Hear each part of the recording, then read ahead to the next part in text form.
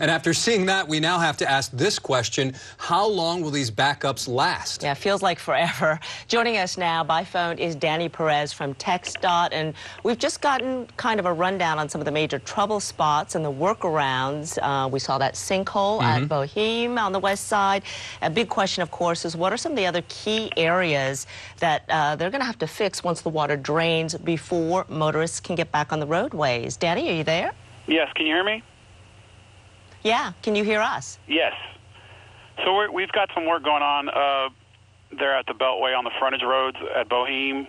We're working with breaking up some of the concrete, so hopefully we can get those roadways taken care of. We've also had some great news on the Brazoria County side of things. Brazoria County, we had multiple closures, and we're opening up a lot of roadways down there. State Highway 35 is still impacted, but at some point we hope to get that completely cleared down in Brazoria County. But a lot of the roads that were impacted by the Brazos are starting to open up. And so we're just looking at some of these roadways, trying to see the best ways to get them open and ready for the traveling public.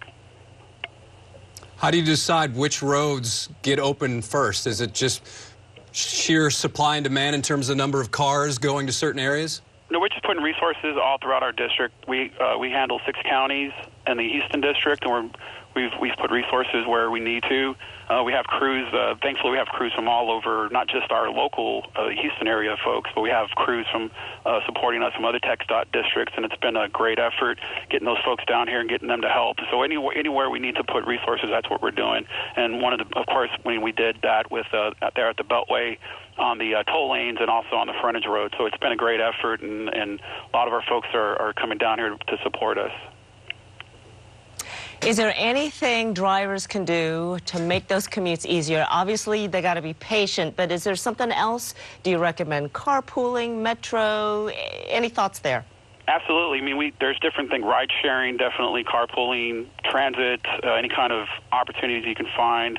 There's different companies out there, but also folks have apps. You have apps on your phone that are very helpful, those kinds of things. But combine those with drivetexas.org and HoustonTransstar.org, and I know folks can get around, find alternate routes. It's going to be tough for a while, but we're asking everyone in the traveling public to work with us and to be patient. And these roadways will reopen, and things will clear out, but it's going to take some time. But using those resources, planning ahead, definitely. We had something similar. When we had the Super Bowl, obviously we had a lot of people during that time. And I'm not comparing the Super Bowl to this event, but we did have a lot of folks in town. I mean, that's one of the messages we got out to people was plan ahead, and having that to your using the different apps, things like that, you can plan ahead, plan your routes.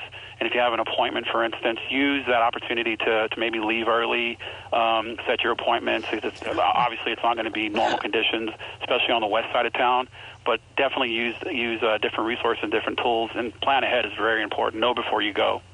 All right. Thank you, Danny. Thank you so much, Danny.